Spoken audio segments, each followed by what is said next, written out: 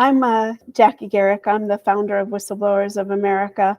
And one of the reasons we started doing these roundtables was so that people could have an opportunity to just sort of sync up on issues that were important. And as I was doing some work, and most of you know, I've published this book on whistleblower retaliation, the impacts, and breaking the workplace promise. And when we were doing the research for the book, one of the sort of, oh, and by the way, issues that kept coming up was people would mention their families. And they would talk about like what this has done to their families, how this has been affecting their marriages, how it's affected their children. They've talked about children who are being hospitalized on medication, getting divorced. So there was like these bits and pieces of things that were coming up. And so it sort of reminded me, and why I'm so excited that Dr. Yael Danieli is with us today. It reminded me of conversations we had years and years and years ago about veterans and the children of Holocaust survivors. So I want to give Yael a chance to kind of introduce herself and talk about the work that she's done, because I think it sort of sets a background for why we're here today.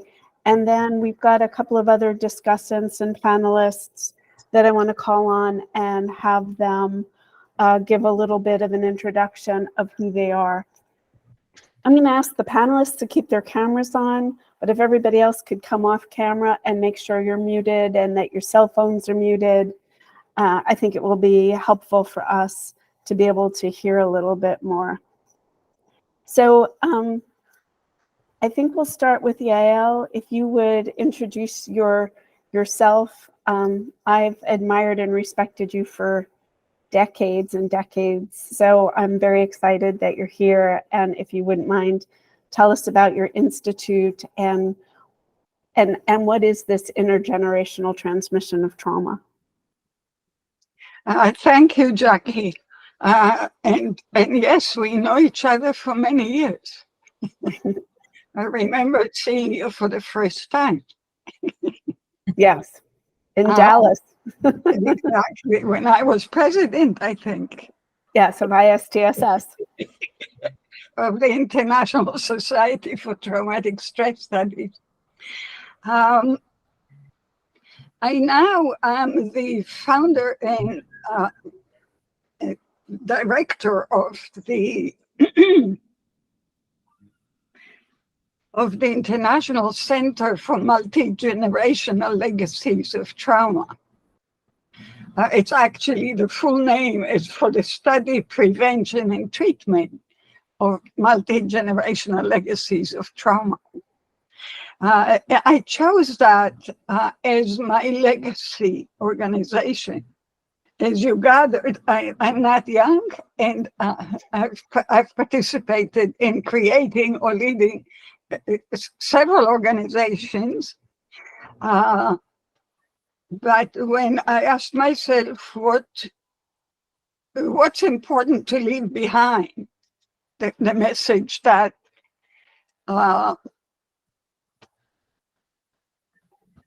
should remain with people, particularly with policymakers, I'll explain why, and of course professionals. I thought that the understanding that trauma doesn't end when the war is over, when the camps are liberated, that trauma remains with people not only for a lifetime, but if we do not take care of the direct victims or the affected communities, it will linger for generations and generations. And part of it has not been easy to bring to the consciousness of many people. Of course, it's difficult for people to even take in that trauma. It was difficult that trauma itself existed, And to, on top of it, to think that even the children who were not born at the time would suffer or would incur effects. It was beyond imagination. People don't want to hear it. But that's been a struggle for many decades, as Jackie mentioned. It's important for those of you who are truly interested in getting more into it. In 1998, I published this book, The International Handbook of Multi-Generational Legacies of Trauma. The first thing I did in the field, before the field of trauma actually was there, was to build the first project to help Nazi Holocaust survivors and their children. We learned an awful lot. I still, every day, every hour, I learn from them. But we have also, it was very important to me to also share the lessons with other populations around the world. And this book contains over 30 of them. And mind you, it was published in 1998. And never again just doesn't work. Really, the most heartbreaking lesson we've learned is that yes, we all committed to never again. We are all, that's not true. Not all of us are committed to never again. If we were, there will be never again. But surely victims, the impulse, almost the natural human impulse of a victim is to say never again, not to anyone else. It's part of, okay, I suffered, but not anybody else, please God, right? Not enough people believe that, unfortunately. So I've been, that's what breaks my heart, really. When I think about what breaks my heart, really, it's that's one of the things. Another thing is, and that directly relates to you, another thing that breaks my heart is that victims for whose rights, that's my other hat, whose rights I worked with the United Nations in international law all these years also. Most victims don't know they have rights. No, exactly. I don't want to die before victims know they have rights. So that's another thing that is a major legacy I want all of us to remind the world every day. So I became a traumatologist and a victimologist, right? A person who's committed to victims' rights and optimal victims' care. That is in terms of professions. And one of the important things that I want to also say is I became a psychohistorian. Now, there is such a field called psychohistory. People and various leaders or scholars in the field are committed to very differing foci. It's plural of focus, right? Focuses. So some are committed to studying the leaders of evil, like Hitler, like to understand Hitler, Putin, dictators, etc. My definition of psychohistory, because of my work with multi-generational legacies of trauma, is history as it is lived. History as each one of us lives it. So when that's my most profound understanding of what happens multi-generationally.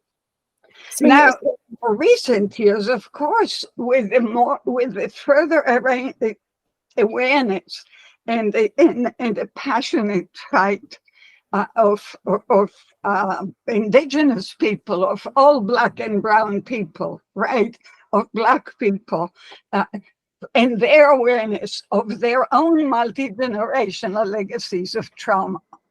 We're coming to a point where we can really study this and understand. And of course, part of my expertise as a victimologist is reparations. So, Okay. so Yael, I think we're at a good point because I want to bring Dr. Richardson into the conversation as well. And then like take what you've said as a macro perspective and have him bring it down maybe to a more micro perspective on the population here who have been whistleblowers and the reparations that you're talking about, how that also applies to when we're trying to evaluate this intergenerational transmission of trauma. How does that apply then to whistleblowers and whistleblower families? And Dr. Richardson, you've done some research in that area. So I'd like to ask you to tell us a little bit about your research and some of your more specific studies. Sure. Thank you for having me, first of all. Yeah, so I'm a professor of organizational communication at the University of North Texas. I've studied whistleblowers for about 20 years. And many of you have talked about this in our earlier meetings of, and you mentioned this, Jackie, that we know that whistleblowing is a traumatic experience, and we know that from our whistleblower stories. And I was collecting those stories, there'd be mentions of family members.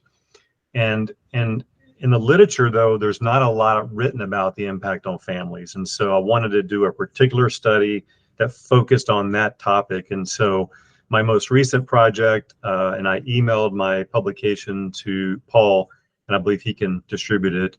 If not, you can email me and get that. But it's a study of how whistleblowing affected families. I interviewed 16 whistleblowers and 17 family members of whistleblowers, and some of those were connected and some were not. And basically, there's a lot of evidence that whistleblowing, it kind of permeates the family. And in my research, I sort of focused on family identity and how the family saw themselves through this event. And every family I talked to or interviewed participants from, they talked about this experience in terms of trauma. And it could be emotional trauma, psychological trauma. Make no mistake about it, though, there is a lot of evidence of trying to make sense of this experience years later and trying to, in some cases, repair relationships that were torn apart because of someone trying to tell the truth. And so I can talk more about it when the panel gets going if people have questions, but I've just recognized these different types of effects on family identity, and then some ways that families handled the trauma and stress of whistleblowing, which I can speak to that as well when we get to that point in the discussion. So.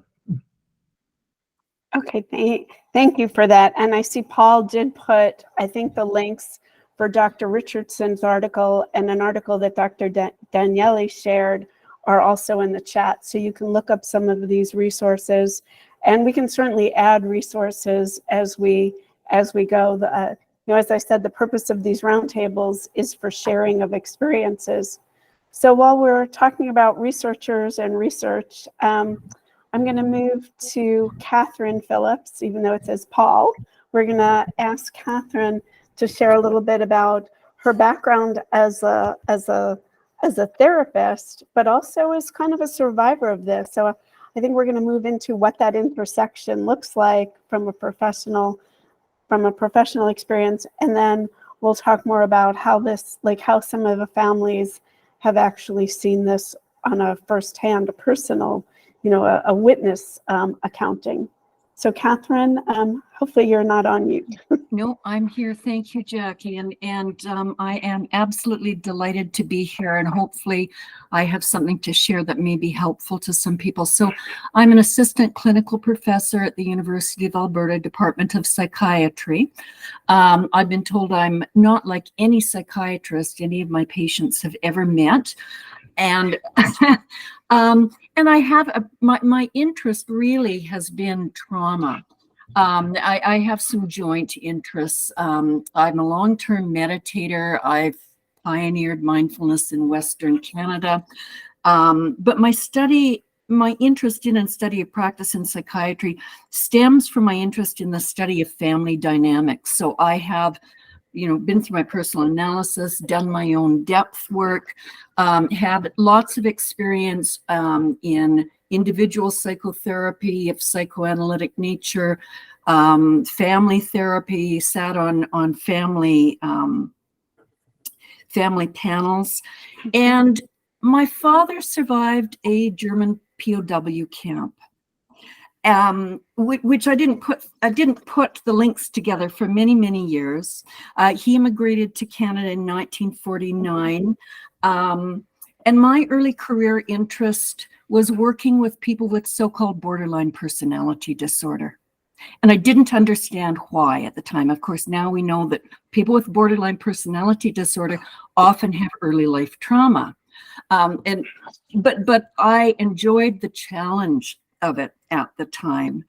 I took an interest in individual intrapsychic process, family reflecting teams, systems dynamics. And then from 2003, this is the chief piece, I guess. 2003 to 2010, I worked as consultant psychiatrist, Department of National Defense on our local base in Edmonton. And from my personal experience and observations of this area, that you can hear my dog in the background. He was supposed to be downstairs. But essentially, even in the States and elsewhere, you may have heard that D&D culture, particularly sexual bullying and harassment, has been broadly publicized. There are many other areas that have not been publicized. And because of my own experience in the moral distress, I didn't know that word at the time, I experienced from what I witnessed, I co-founded our first clinic ethics committee and co-chaired it. And I am distracted by my little dog. I am so sorry. He's supposed to be with my husband in the basement. I'm just That's all right. We can hear him. You can't? Okay. No. That was good to know. So, what I endeavored to do, this is a little bit to my experience. I mean, I have lots of experience in working with people with trauma, love the work, came to love working with military members. And I found it very beneficial for me as well, because it invoked my own practice of compassion. So when I sat with people and worked with them, I would be in a state of compassion, healthy practice, and introduce that to some of them. Let's talk about but you were doing all this. How did this affect your family? Oh boy. So I did not conceptualize that I was being bullied. I was bullied for years. In so many ways, for so many reasons. I could go into all the ways I was bullied, talked over, shut down, yelled at, told all kinds of things. I didn't talk about it to my family because I conceptualized it in terms of a systems dynamics. And who wants to be recognized as a victim? I could say a lot more about that as well. And I'm the most resilient person I know. It was horrible in our family. I was not able to be there emotionally. I was going through menopause at the same time, which was a double whammy. Nobody knew what was wrong with me. And eventually I went into therapy as things heated up. And I didn't talk about work. because that was just the workplace culture. My daughter was certainly very angry and ended up in an abusive relationship of 7 years. Fortunately, she's out of that.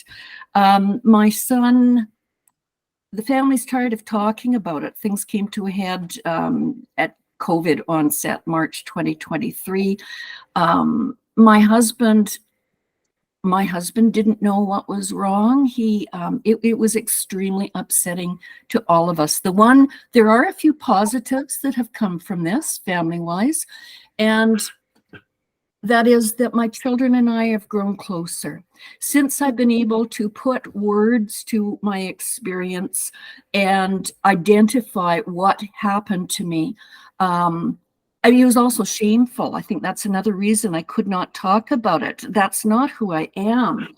And it was certainly not the way anybody else in my life knew me. But once I was able to talk about it, my two children were able to give me support and empathy. They're tired of hearing about it, but as a family, we are on the mend. Well, that's I was just going to say, my daughter went into therapy. I'm gradually unthawing. This is fairly fresh. And the flip side of being less numb to my own pain is I feel more. And that is difficult. So we're not out of the woods yet. Yeah, I like what you just said about thawing and how that, and then the not wanting to talk about it reminds me of some of the conversations I know Yael can have about conspiracy of silence, that we don't talk about our trauma, or we don't talk about trauma, or we don't want to listen to trauma. And so we don't get to hear these histories that she alluded to earlier. But before we come back to that and to some of the research, I did want to let Jenny introduce herself as well, since she's I think our last panelist that is logged in for today. Yeah. Hi, everybody. Yeah, my name is Jennifer Foster, and I just want to say thank you so much, Jackie, for having me here today. I'm just a regular person. I'm not an academic. Just to let you know, and actually, Dr. Danieli, I'm absolutely delighted to hear what you had to say. I lived in London, and I used to regularly visit a Holocaust survivor, and she's very dear. She's passed away since, but anyway, just to say that my experience is one of somebody who accidentally came by being a whistleblower. I was working in a HR department, and I called out. I wasn't bullied per se. I called out misdemeanors by management to. It was would have been a lot of migrant workers, as well as I'm Irish, as well as Irish workers. But little did I know that I actually called out misappropriation of government funds. So that got me into deep water. Before I knew it, I didn't realize where I was. And with it, very quickly, I realized I was in danger. And that's exactly what a whistleblower is, in danger. And if you don't believe that, you better start believing it, because that's where you're at. And very soon I realized I was in danger. So I was extremely anxious. My husband hadn't got a clue what was going on. He couldn't quite understand. He tried to help me, but he couldn't help me because I was so anxious. I was emotionally unattached from the kids. I have 3 children, and they just thought, Mommy's gone mad. My mum has just gone crazy. And I'm fairly high octane anyway, so you can imagine if I'm totally anxious on top of that. So very quickly I ended up being approached by a perpetrator that had a situation that happened, and I ended up on a very heavy medication. But from a family point of view, my family suffered immeasurably. My marriage suffered. We're still working on it. My 2 older children are 17. They're boys. For a year, I haven't really engaged with them much, because they're at that age where they didn't really engage with me anyway. But now, without me engaging, it's even worse. But we're getting there now. And my daughter ended up having panic attacks, starting to have panic attacks. My 2 elder sons had to have counselling. So all in all, and what Catherine said, you're embarrassed. You're totally embarrassed. I'm a strong woman. I'm who would bully me? I mean, it's just it's crazy stuff. But because you're in, and especially as a whistleblower, it's different. It's not plain bullying. You're calling out a misdemeanor. You're fighting for others. You're not letting it happen. And that's why I started off the Better Working Lives for All committee, which is to help people, and to help people that are in a very bad place. And myself and Catherine are co-founders of the #Bully2 movement as well, because we're not going to let this happen to others. And we're going to fight it, and we're going to give definitions and understanding to people that find themselves in a situation where they cannot get themselves out of. They don't know what's happening to them. Like, I only understood moral injury like about 3 months ago. I was in, Catherine, I was in an army barracks, and it was to do with the Jadotville. It was a siege of Jadotville, and one of the survivors' sons was talking about it and spoke about moral injury. And for 3 nights I couldn't sleep. I didn't sleep one wink, because I realized that's exactly what happened to me. I wasn't fighting for me, I was fighting for others, and I, was morally injured. But if I might take just a very moment of your time, because I do want to read a poem that I wrote, and I have 3 children, and I just want, if anyone's in a bad place, I want you to realize things do get better. We're here, Better Working Lives for All, #Bully2.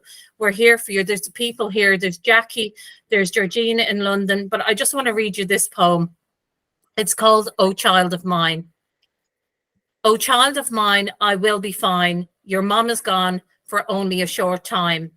She has fought a good fight, stay true to her word. O child of mine, I will be fine. That isn't wine you see me drink most of the time. Those drugs you see can be taken with tea. Oh, please, please don't worry. I have a plan.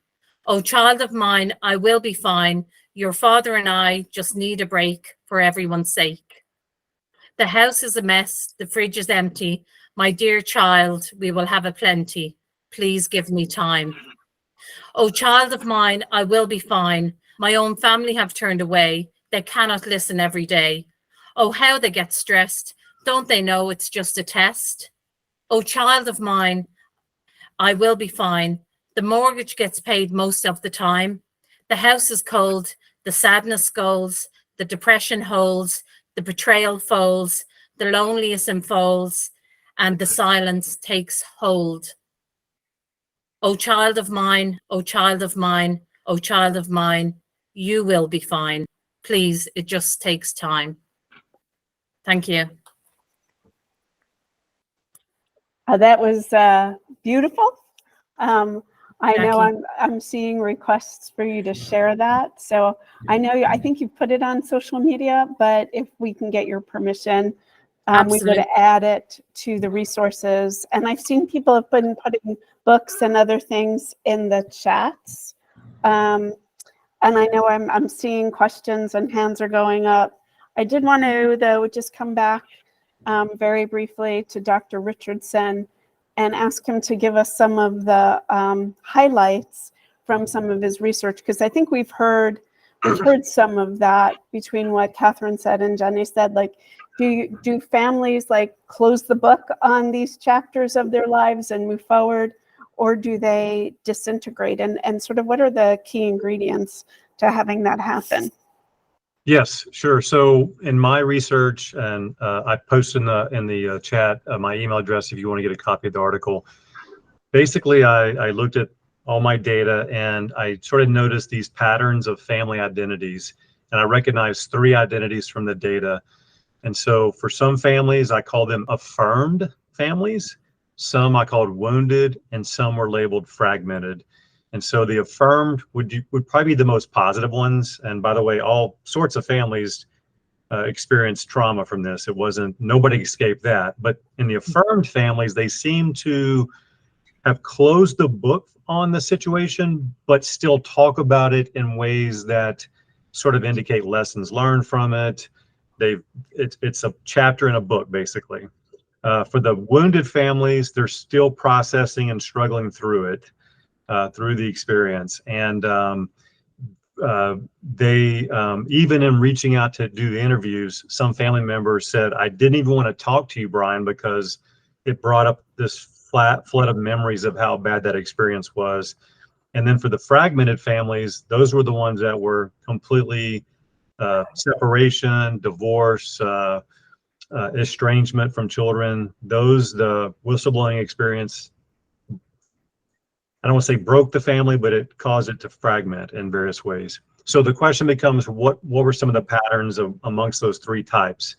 And what I tended to see was two things. I'm kind of boiling it down to the most simple things: is boundary management and then social support. And so in the families that coped a little bit better, they really were conscious of how much they were sharing. It was a problem to share too much. It flooded the family, so to speak, when all the whistleblower talked about was their case, okay? And then when the whistleblower said nothing and kept it inside, it hurt them. It hurt them very much. It psychologically hurt them because they were trying to contain it all this stress within their own bodies, and that was very tough to do. So there seemed to be a healthy middle ground, and that middle ground was having regular conversations about how much do we want to talk about this? How much do we want to expose the kids to this, between typically, in my case, married partners of who I interviewed. So boundary management was very important, and constantly asking the question of, like, do we want to share more now? Are you ready to talk about this? That was an ongoing conversation. And the second was social support, and finding the right amount of social support to go with the sort of the venting or the expressing of what's happening inside someone. And so social support is just ways to affirm people emotionally, pragmatically, help them appraise the situation better. And so this is where the partner or family member is coming there and offering some sort of assistance. And I'll end it with this. There's a concept called communal coping. And that's where we look at a problem. Instead of saying, it's your problem, but I'll help, it's our problem and we'll resolve it together. And I think in some of the more families that sort of manage this best, they said, you're the one that blew the whistle, but this is our problem. And together we're going to attack it together. And again, I don't want to paint a picture that this is all generalizable to everybody, but that was sort of the patterns I saw. And I really like that approach of taking the problem as shared, especially between spouses. And as the children got older, even shared to them, and then looking at it as a family saying, we're all in this together against the problem. So that's in a nutshell, some of the findings I had from my interviews. No, I appreciate that. And I'm beginning to see some hands and questions, but I can't see everybody's screen. So if you wouldn't mind, because there are just so many people online here, if you want to ask some questions, we can put them in the chats. I'm not seeing how to see everybody's hands raised. Ted raises hand. I think they might have put their hands back down because generally it shows me when their hand is still raised. Okay. But I can promote people if you would like, and they can ask questions. Sure. So yeah, we've already had like sort of an opening discussion for about a half hour now. Let's try to bring back and see if there are other people who do want to ask questions or contribute as well.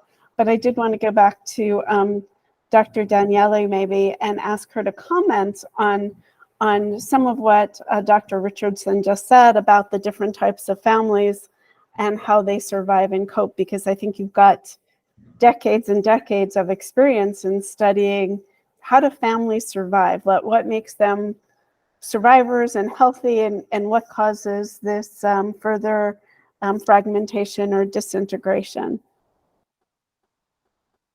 Sure. First, I wanted to acknowledge Jenny's Irish gift of gab.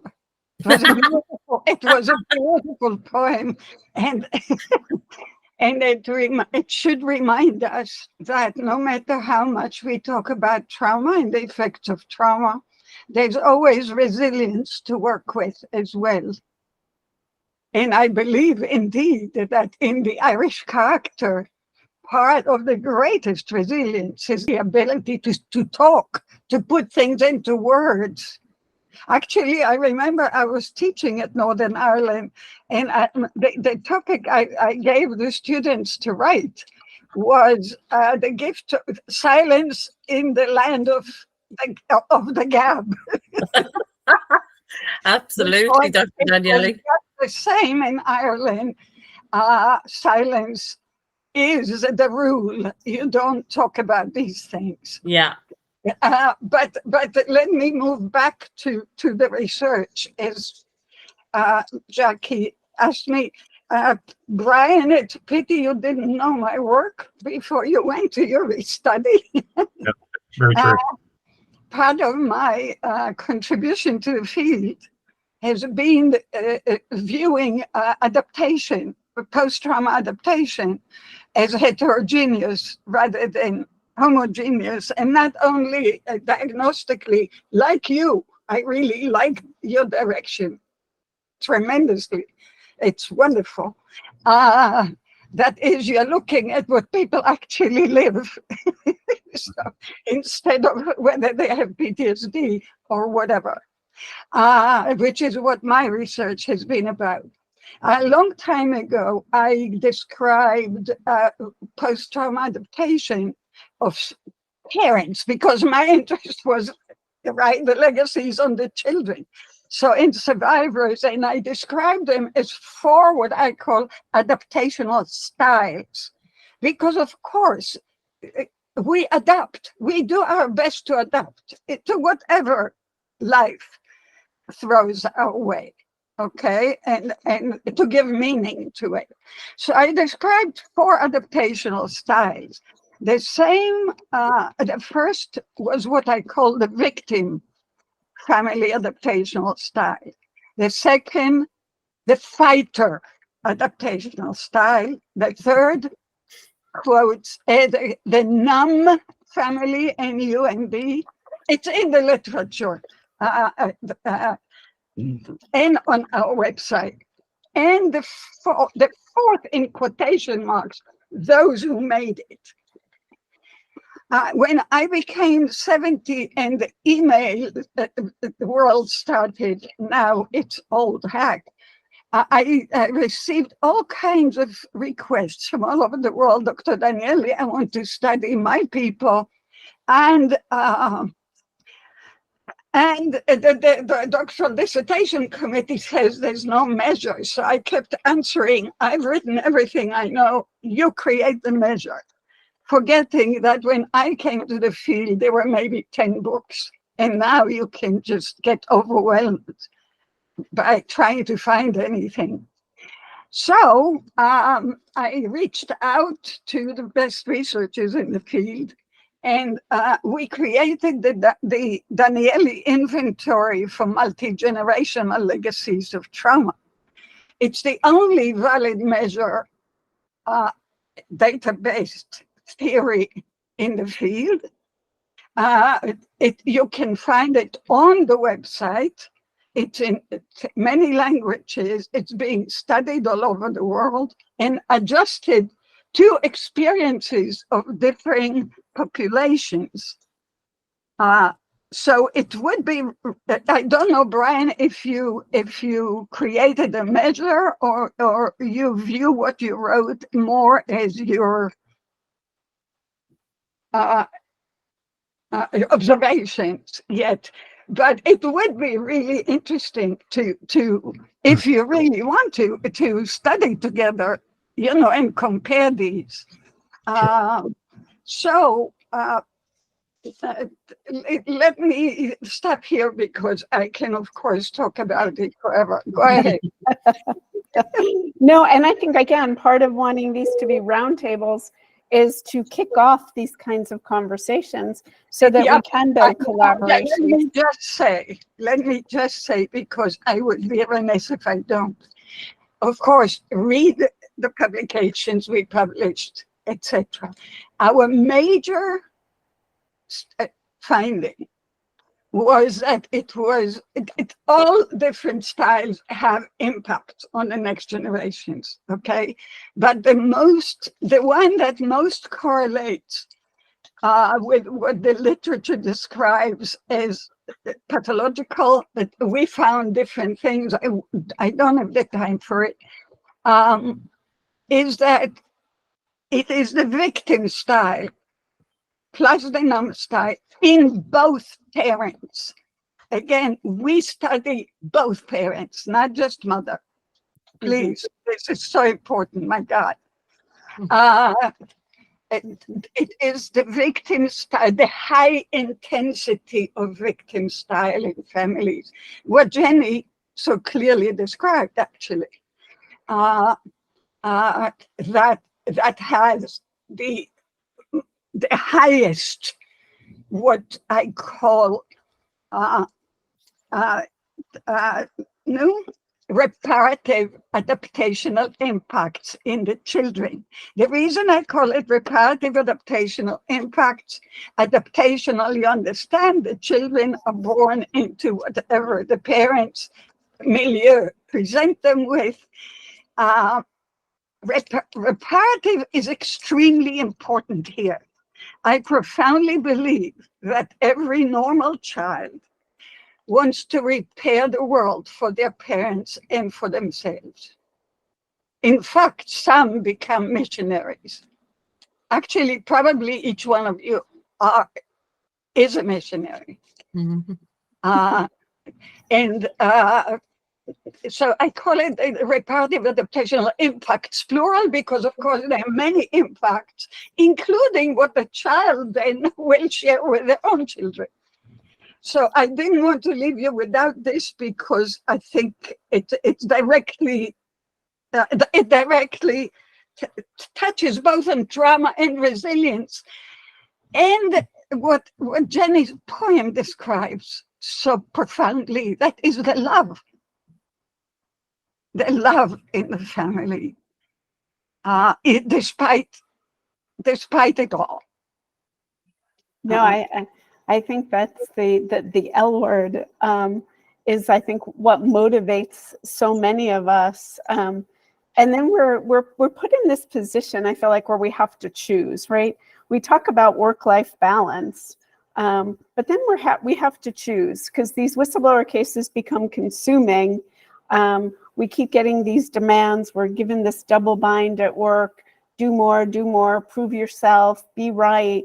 You're fighting this, and you spiral into this without even realizing, and you're choosing work over family. And that's where I've heard some whistleblowers and their family, like, they've become completely separated from not only their spouse but their children, and that this cancel culture and I just lost the parent alienation syndrome, that sometimes the children get so overwhelmed by it that they I can't even go visit mom anymore. I don't want anything to do with them. I don't even want them to know where I live. And it's become this cancel culture acceptance to separate from a parent or parents that you don't feel like you understand them, they don't understand you, and there's this complete shutting off, which I think is another kind of trauma. It's like somebody has died, yet they're somewhere else. And Jackie, can I just say, that's a really interesting point, and I just want to take up on that. I think what happens is that, unfortunately, you get engrossed with this kind of thing, and a bit like what Dr. Danieli said, and it happened to me, but I don't want it to happen to anyone ever again. And that is exactly, Dr. Danieli, you've hit the nail on the head. For the people that are ethical and whistleblowers, they do not want this detriment to happen to anybody else. But by being this ethical person, it has a knock-on effect on your family, because honestly, you just can't see the wood for the trees. All you can think of is, I need to stop this for everybody else, but yet your family are suffering so much, but you can't stop yourself. I remember one night crying to my husband and saying, please, I don't want to be like this anymore. You know what I mean? I don't want this to be me anymore. But because you're so driven, it's difficult, and it's difficult to step back because you've done so much work. So, Catherine, would you agree? You've done so much work. What are you going to do now? Stand back? Well, and if I could tag on to what you're saying, Yeah, Jenny, please. I was not even aware that I was whistleblowing. I was trying to, I was minding my P's and Q's. I was trying to follow directions and get approval every step of the way to make a difference in the military culture in the clinic I worked in. And well, and our effort was suddenly nixed by powers higher up than our military manager, and even a 10-minute talk on psychological safety in the workplace was canceled because, quote unquote, the clinic was too unsettled. And I thought I was doing a good thing. And even after I got axed, and of course there's a story behind everything, I still wrote. I wanted to be heard. Nobody wants to feel helpless.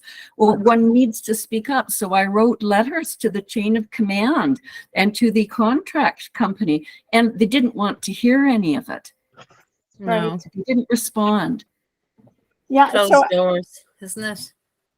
So, and I also wanted to call out, like, I'm seeing some people have put some really interesting things in the chat, and I don't know if people would want to come on camera or share some of the things. Like, I know I saw Jessica Elm put something in here about historical transmission in Indigenous families and what that has been like.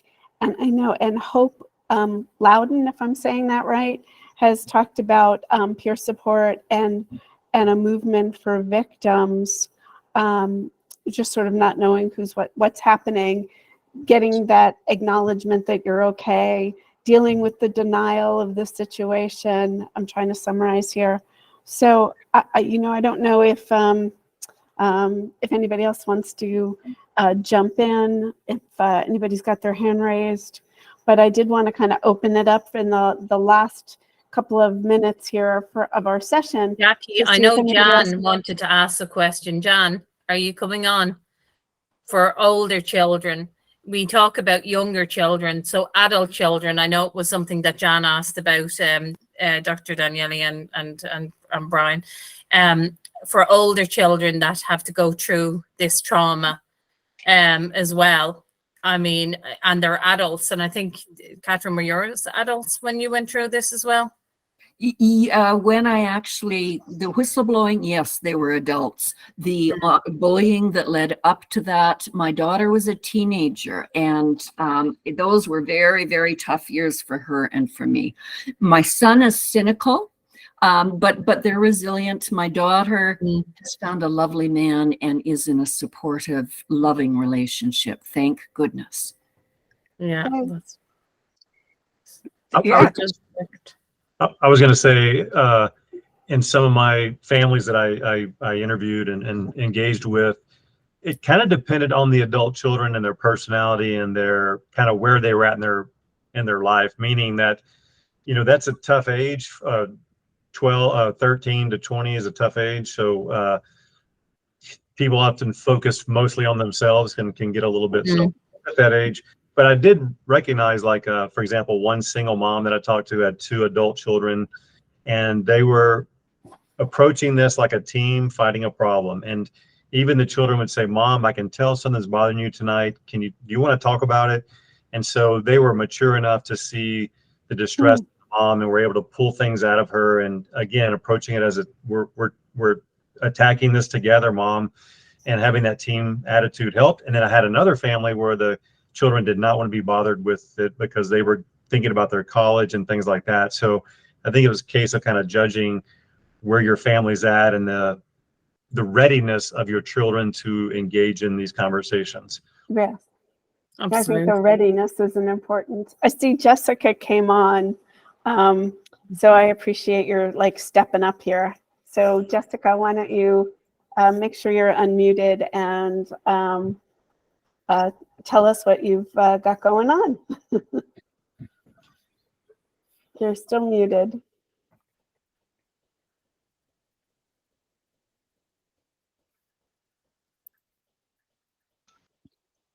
Is think it? Did I she's get the getting right ahead. Jessica?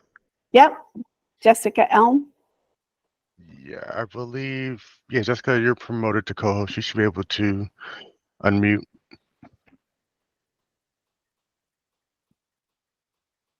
Stand by. Let me double check.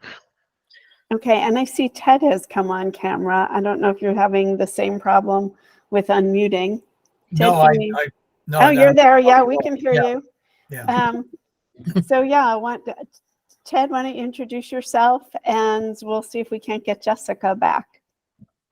Yeah, just real briefly, I'm a retired Marine and combat veteran. I worked for the VA for 9 years in a vet center program in Warwick, Rhode Island, and became a whistleblower to expose unethical and excessive clinical metrics being forced on counselors, burning us out, and compromising quality care for veterans' mental health care. And the whole thing basically led to congressional legislation that just passed this past December called the Vet Center Improvement Act, after getting the backing of my congressional delegates in Rhode Island after a GAO investigation validated my allegations. I had a book that came out last year called Broken Promises that's temporarily offline for ordering because I'm coming out with a new edition, which should be out by mid-August, I'm being told by the publisher. So basically, I relate to everything you all are saying.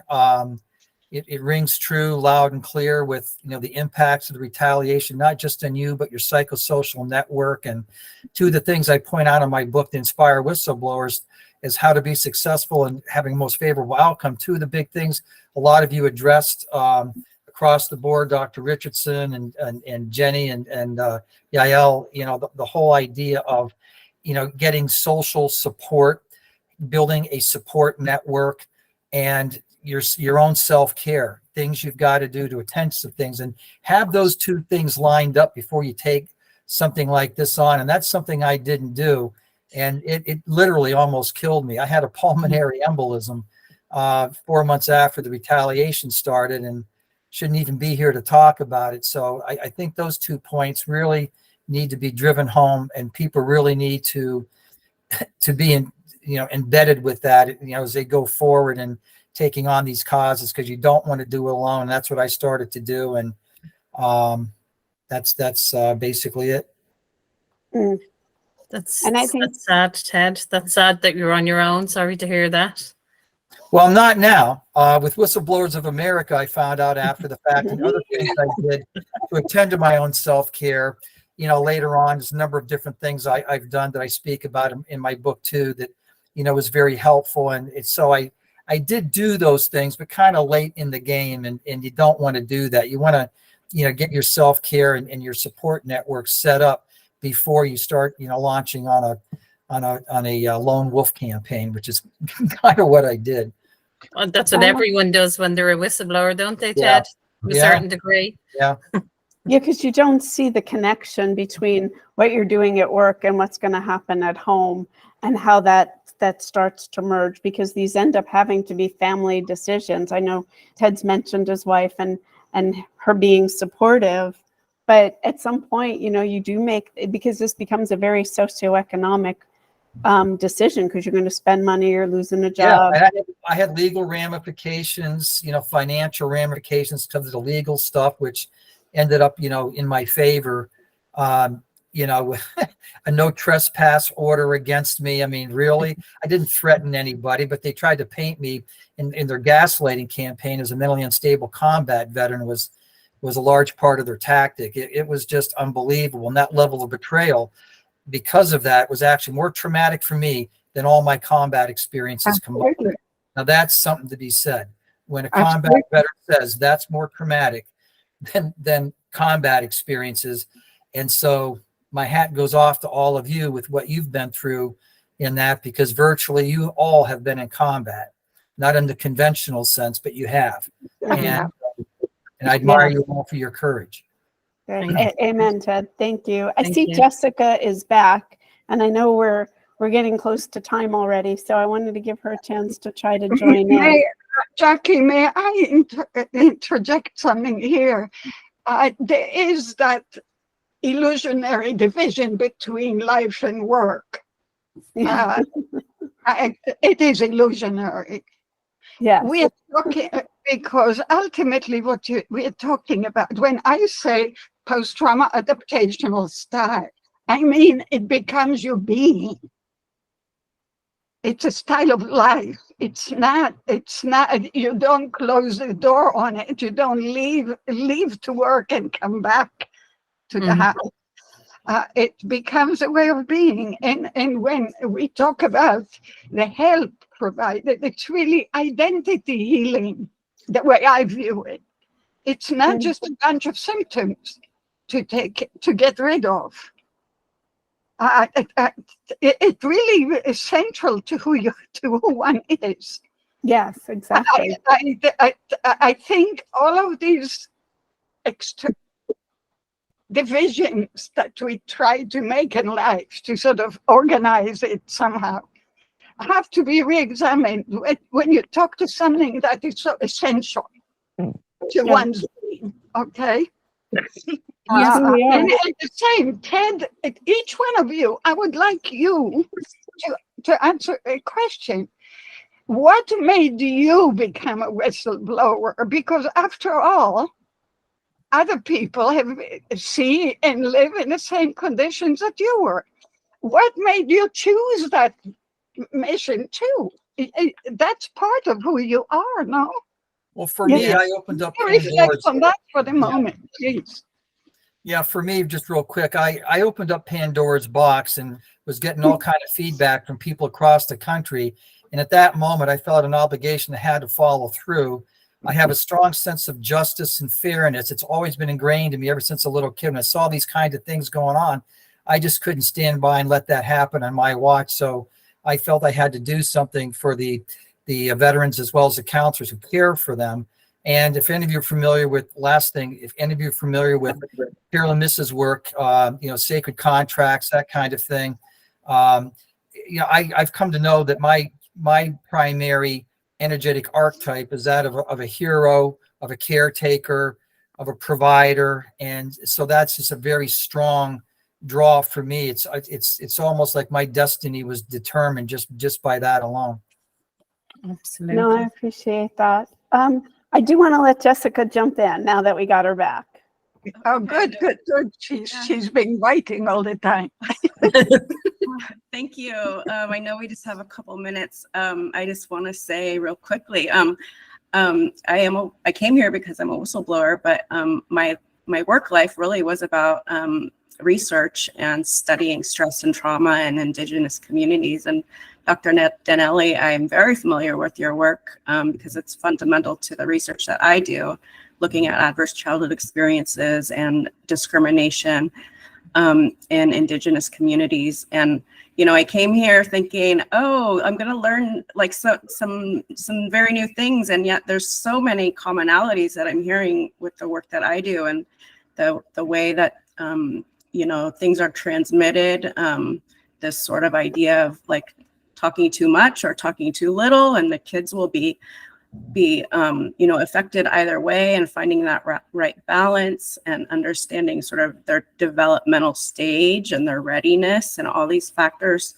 really play a role in how they're affected and how they uptake the information. And so I just wanted to point out like there's just a lot of similarities across the different types of work that I've done and looking at trauma and intergenerational transmission of trauma in Indigenous communities. So thank you for letting me have a word in. Appreciate it.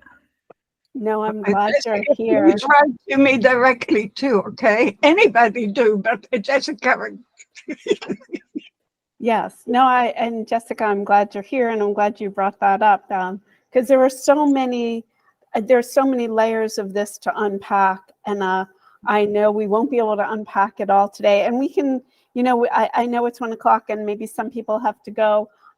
Paul, if you're okay, I'm gonna keep this going because I see there are still hands up, and I saw little Jan put something in the chat that just, tears at my heartstrings, because she writes about her 24-year-old son who had to wrestle pills from her hand because she was going to try to overdose, is what I'm guessing. Yeah. And I mean, and that was, I mean, that's what motivated me. I was doing PTSD and suicide prevention with the military, and then all of a sudden found myself on the phone with another whistleblower who told me she had a gun. And we went right into crisis conversation mode. And to this day, she's alive and well.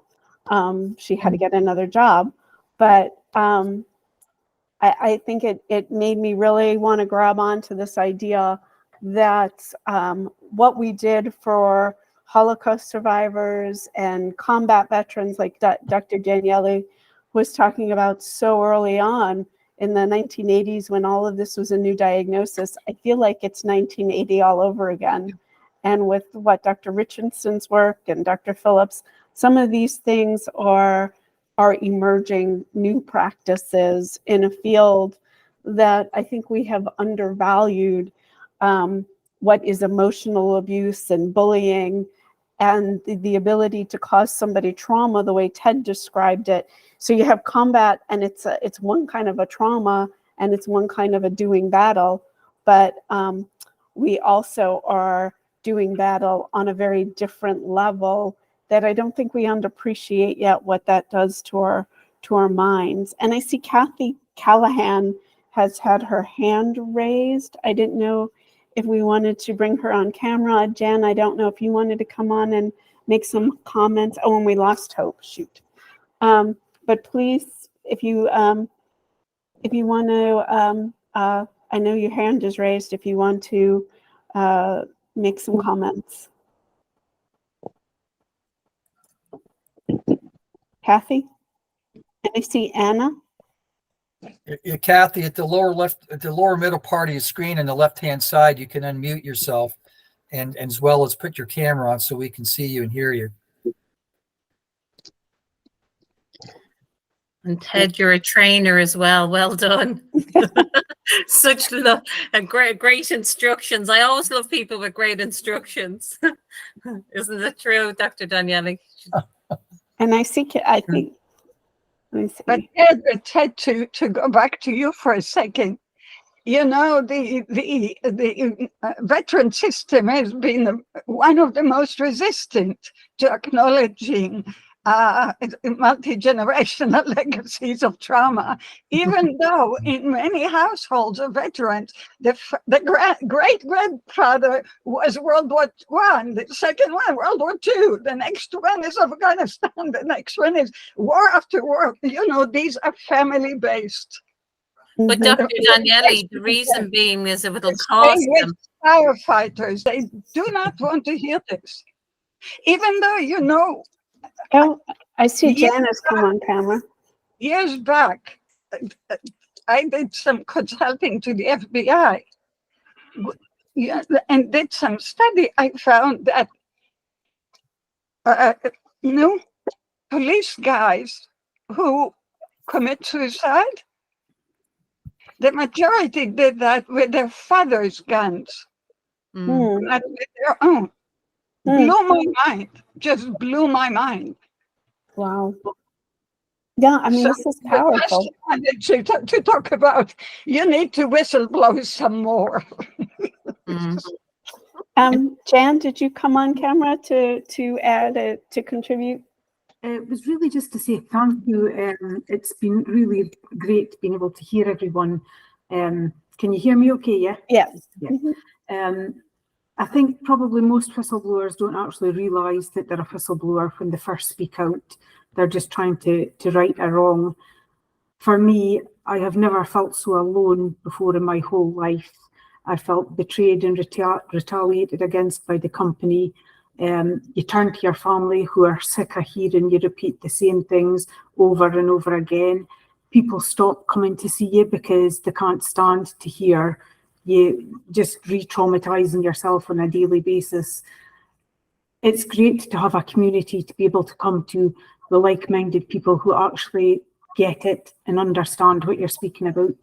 I think the whole retaliation thing is absolutely evil. It drove me to the point that I didn't want to die, but I just couldn't face going through another day of hell. to be called a liar when you know that you've spoken out and told the truth is horrendous, and the punishment is, it's awful. I mean, I said to my husband at one stage, how do you feel? And he said, I feel like I'm a caravan. I feel like I'm being towed along with absolutely no control over my life. And it didn't just leave me feeling like there was no quality of life. It affects the whole family, because people, they don't like to see you hurting, so they avoid you. And it's just so great to be able to come and speak to people who understand and just totally get it. So thank you. Oh no, thank you. I so Yes. appreciate your bravery for speaking up, for sharing your very personal experiences. I think part of wanting to bring together and connect and to shine the light on these issues is because we know that there is a greater impact for whistleblowing, for retaliation. There are multiple levels and secondary traumas that happen to people, to their families. And I think we have to get our field and our profession to move further along than where they've been. So I thank you, and I know we're in touch in other platforms, so I know we want to just keep this going. I see a whole bunch of hands going up. I don't know. Did I get on? Yes, Kathy, I was just going to say, I think you were first. It's not a revolving door. I can get lost, sometimes going around, but I heard everything everyone said. So, I want to I could bring up 1,000 points, but I'll stick with one. There's an aspect in families, and we've seen it in Irish history and American history, where people in a family or in a group identify with the aggressor. I call it the Dublin syndrome, transmitted, where people, turn people in, who were taking over their homes and their castles and their property only 125 years ago, and I'm American born, and I'm sure this is common in other cultures, but I have my own slant. So there are some people in my family who identified, and they're highly educated, with really bad cops. And to my happiness and sense of vindication, the people that they sort of thought can't be making up stories, about their beloved sister being trouble. Listen to this. A few years later, with my support under the radar, strictly, not directly, under the radar, 3 prominent bosses in the north of Jersey were disbarred. Joseph A. Ferriero, Google him, a RICO trial, and Michael Sordino, one of his captains, this is like legitimate, right? In Bergen County, New Jersey, one of his captains, who was the sheriff of Bergen County and a chief in a police department at the same time, he was thrown out of his position. And Michael Sordino actually looked in my face 3 times during stops. And he said to me, Kathy Callahan, you were ordered to move out of New Jersey how many times? And your problem is you do not take orders. I said, well, this is where my family is, my connections, my life. You burn bridges. I said, yeah, I did the right thing. I saved people from a prescription mill. I didn't know who was running it. I said that to his face. And he said, you don't understand. You have to move as far away as Montana, where none of our people know your name or face. Said to me in my apartment after it was ransacked, half of my CD collection, which was voluminous and was hit with a sledgehammer. My fax machine, I've been vandalized so many times.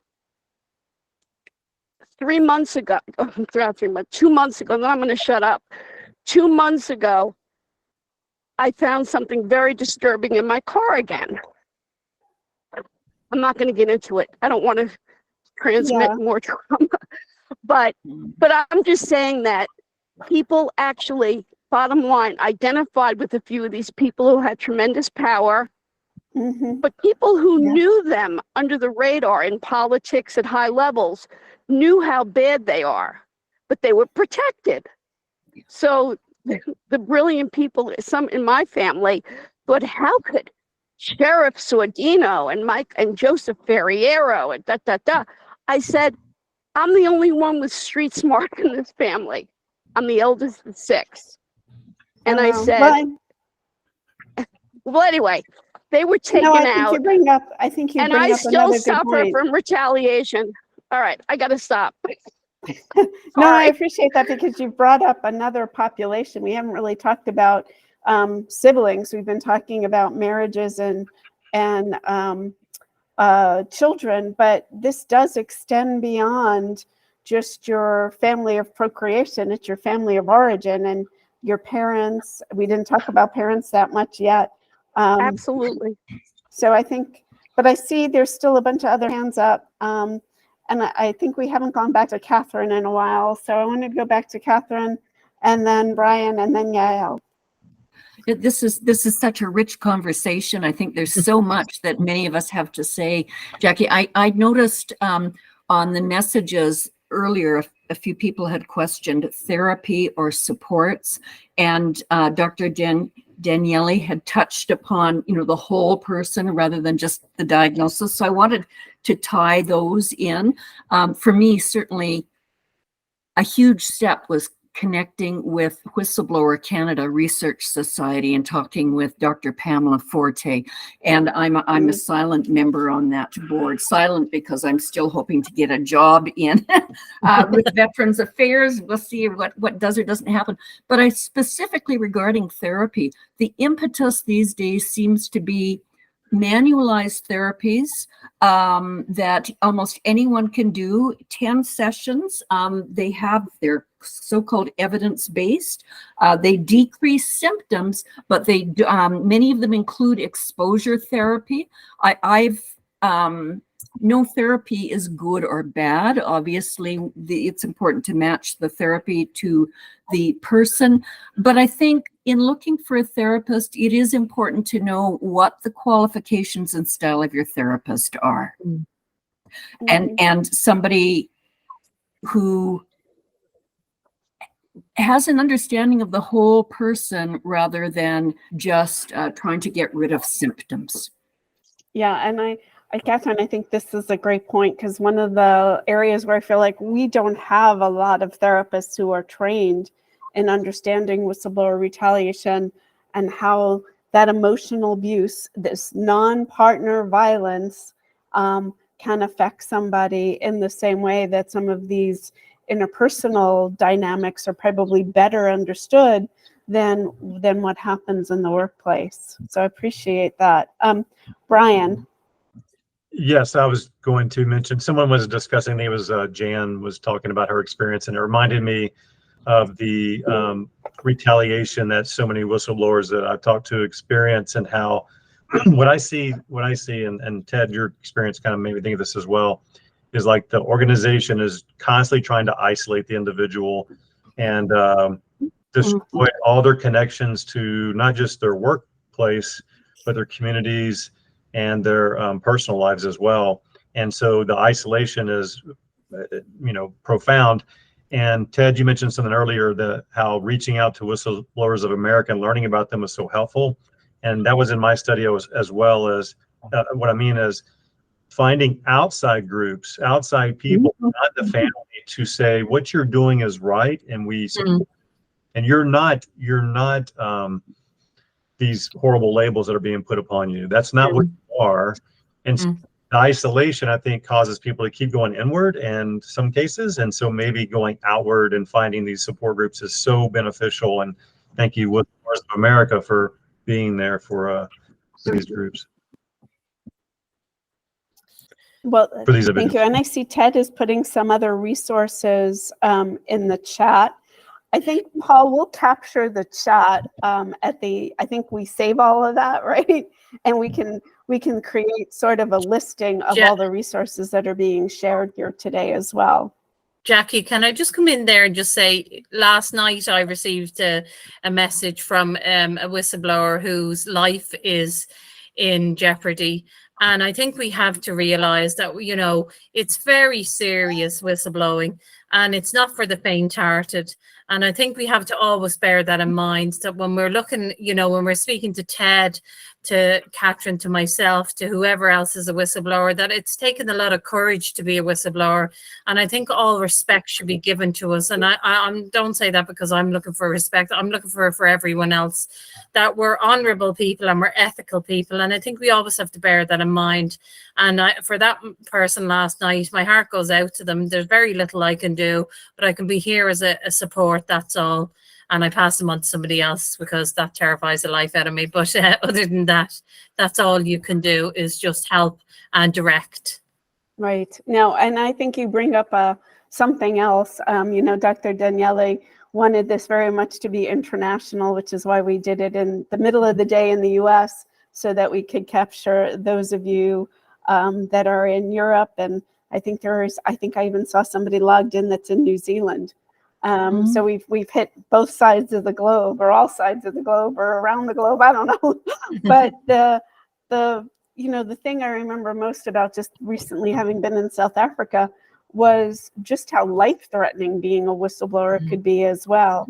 We've touched a little bit on suicide, but just before I had gotten there, like the week before, he wasn't even a whistleblower, he was a watchdog, he was an auditor, and him and his son were getting out of the car in front of their home, and they were both gunned down over this. So, you know, again, I think we undervalue what whistleblowers are doing. There's like a two-part trauma to this. There's the wrongdoing that we saw in the first place, and we went back to our employers and we said, hey, I've discovered this. And then the second part of that trauma is how they retaliate to us. And then I think the secondary, this intergenerational transmission of trauma, is when it comes back and it starts to affect family members, whether it's parents or our children or our siblings. And I've seen some notes about families taking sides, and I mentioned earlier about family alienation. And I know we've gone over, I know we should probably think about wrapping this up. I do want to say that these roundtables, again, are meant to be just a point in time. This is not a one and done webinar. I want us to continue this dialogue. I don't know if this will, you know, maybe this is another book, it's another series, it's another something. Part of why we created Whistleblowers of America was to do this bringing together of people so that we could have some of these conversations. So I'm going to ask Dr. Danieli to maybe help give us some closing remarks and thoughts about the way forward, and where do we go from here, and what are some of the lessons learned that you've seen over and over with generations now of survivors and families? Actually, there's several comments I want to make that occurred to me while listening. We are international, the International Center for Multi-Generational Legacies of Trauma.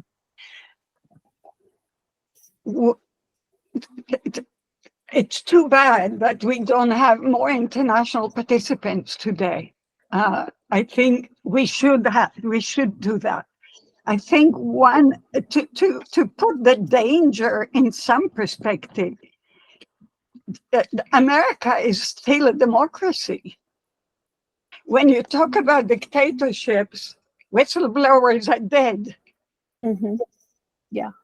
It's not living in danger. It is for a little while, but normally they're killed. They're not disappeared. And so please remember that, because this is part of the hope. And I wanted to comment on a little, Jan. Don't forget hope. Not only in terms of support versus isolation. I came to this field, my first doctoral dissertation was on the psychology of hope. I came to trauma from hope. The field of trauma comes to resilience from trauma. I did the other way around.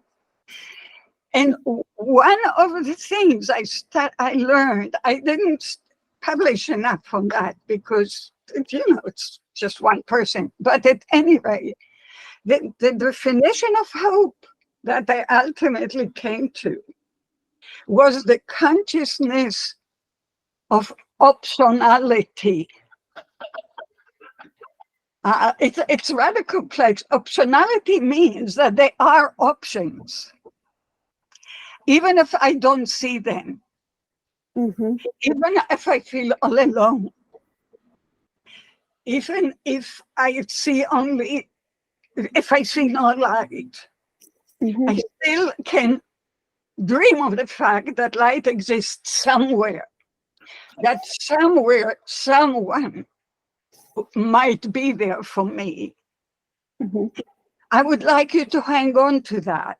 Of course, ideally, and this is the importance of of this organization, your organization. And that's the importance of all self-help organizations, that we are there for each other, to support each other. We actually provide that light. So your mission is fantastic. Our center, we give awards, and we call our awards the Repair Awards. Each one of you deserves one. But I don't know. My suggestion is that we keep the dialogue going, and we keep thinking of the best ways to study this, to internationalize the awareness. Because trust me, right now there are more whistleblowers and dangers across the world than you can imagine. Yeah. No, I appreciate that. And I thought I saw we had some of the folks from South Africa log in at one point. I'm hopeful that you exist. I really do. So, yeah. And it's, it's all the lessons I learned about trauma from working with the military and doing suicide prevention that made me go, this is just like that, except different. So I'm going to ask our panelists to each kind of get, for each one to kind of give a closing remark. So I saw, Catherine, you had your hand up. I'm going to let you, and then Jenny and Brian, and then I'll have the last word. So this is kind of a closing remark, I guess, in that it speaks to hope. So as I have regained my voice over the past 6 months, and I am speaking up, and I am posting some of the things that happened to me when I was in the military, including things that were said and done. And the other part to this is courage. The Surgeon General of DND has followed me on LinkedIn.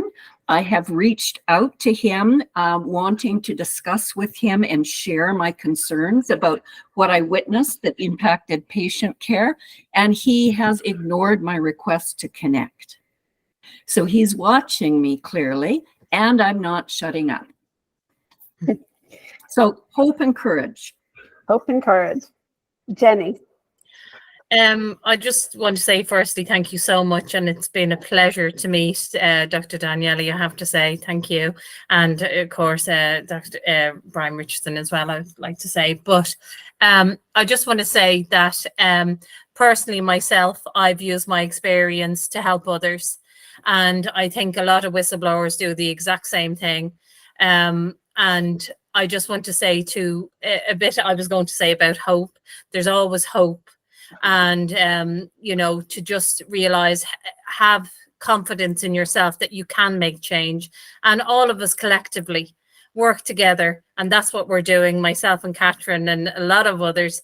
And please, if there's anyone out there on their own, don't be on your own, because there's no need to be on your own anymore. We're all here for you. And we'll put you in a support group, which is just a self-support group, but you're more than welcome to join us. And I just want to say that we're very proud of all whistleblowers all over the world. And thank you so much for the ethical work you do. Thank you. Yeah, and I see Tristram has had I think he put his hand up. I don't know if you were trying to interject here. I think you're in New Zealand. So if you have, or if you wanted to come on camera before Dr. Richardson gives his closing remarks, I was trying to give you a second maybe to come on. Is there something where you're trying to interject here? About no, I hit that by mistake. Sorry about that. Okay, well then we'll go back to Dr. Richardson, but we're glad you're Maybe here. next time. Dr. Richardson, you're on mute. Thank you for having me, and thank you for this wonderful conversation. I just want to build on what Jenny said, and so many of you have said. There's the other little piece of this that I keep thinking about too, is that we're like the way we organize work, the way that we organize capitalism, and the way we organize military efforts and things like that, there's fundamental problems with them. And there's a lot of corruption at these macro levels that gets filtered down to families and individuals. And so to Jenny's point about keeping the conversation going and joining together and having collectives speak out, it's not just about like fixing individual whistleblowing cases, but fixing the larger system. That the more I learned about whistleblowing, the more I learned about corruption and how there's so much of it, so many illegitimate, illegal relationships between businesses and governments and states and businesses and states. And that conversation our conversation needs to branch out to discuss this, to say, these structures are very problematic and they hurt people at the individual and family community levels and keep people in poverty, on and on and on. I don't want to get on a tangent here, but the conversation can mushroom out to these other important things that are causing so much corruption. And I hope that's another direction the conversation goes in. So I wanted to kind of end there. Okay. So thank you. This has been for me an amazing experience, getting to know everybody. I mean, I never imagined when we started Whistleblowers of America that we were doing anything as grand. I thought this was going to be like a lean-in circle and me and 12 people. We are closing in on connecting with like 900 people in like 17 different countries. So I have truly been grateful and honored to get to meet and know most of you. Some of you, I see some new names I wasn't familiar with. So welcome. I mean, I feel like we become our own extended family. Dr. Danieli, who I've known forever, who is my heart, she is family to me. When I was in South Africa, somebody said that you are proof of God. So Yael, you are proof of God, that this world that there can be hope and there can be faith and there can be love, and we can bring community together. And so I am grateful for all of you and for us to be able to do this today. We will do more. The roundtables, we're trying to plan them to be at least once a month, because honestly, that's what we have bandwidth for. I work Paul to the bone. He has been in the background there, making sure all of this is working. So thank you, Paul, for being like my best friend in all of this. And we will get a recording up on our YouTube channel. He knows how to make all that happen. And we will have all the resources that we've captured, but email me any of the resources we might have missed. And we'll get all of this up together. And I do think there is more work to be done on working with families of whistleblowers. Brian, you and I are going to maybe do a book, and we'll get everybody to contribute. and we're gonna keep this going. So thank you, everybody. Email me, text me, let me know how you're doing. Hugs and kisses. Take care, everyone. Thank you.